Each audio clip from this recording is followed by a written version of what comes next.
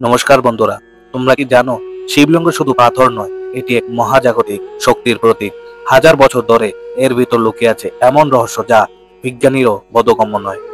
আজ আমরা জানবো শিবলিঙ্গ আসলে কি, কেন এর পূজা করা হয়। শিবলিঙ্গ মানে হলো শিবের প্রতীক।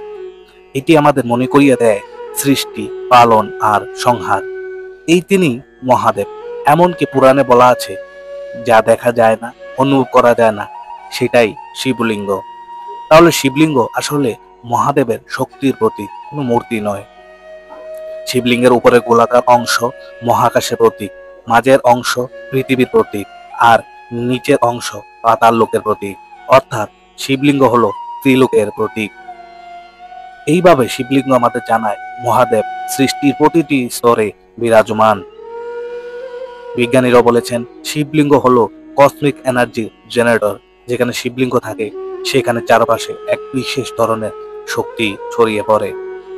যখন আমরা ওম নমঃ শিবায় জপ করি, সেই শব্দ কম্পন শিবলিঙ্গের সাথে মিশে গিয়ে চারপাশে ছড়িয়ে পড়ে, ফলে মনে হয় শান্তি আর আত্মা হয় পরিশুদ্ধ। শিবলিঙ্গ নিয়ে পুরাণেও অনেক অলৌকিক কাহিনী আছে। একবার ব্রহ্মা আর বিষ্ণুর মধ্যে বিতর্ক হলো কে শ্রেষ্ঠ। ঠিক তখনই এক বিশাল অগ্নিস্তম্ভ আকাশ থেকে নেমে এলো। ওই অগ্নিস্তম্ভের কোনো শুরু নেই, কোনো শেষ নেই। অবশেষে দেবতারা বুঝলেন এটি মহাদেবেরই রূপ, আর সেটাই হলো শিবলিঙ্গ। শিবলিঙ্গ পূজারও আলাদা মাহাত্ম্য রয়েছে। শিবলিঙ্গে জল, দুধ, বিল্লপত্র অর্পণ করলে আমাদের ভিতরের নেতিবাচক শক্তি দূর হয়ে যায়।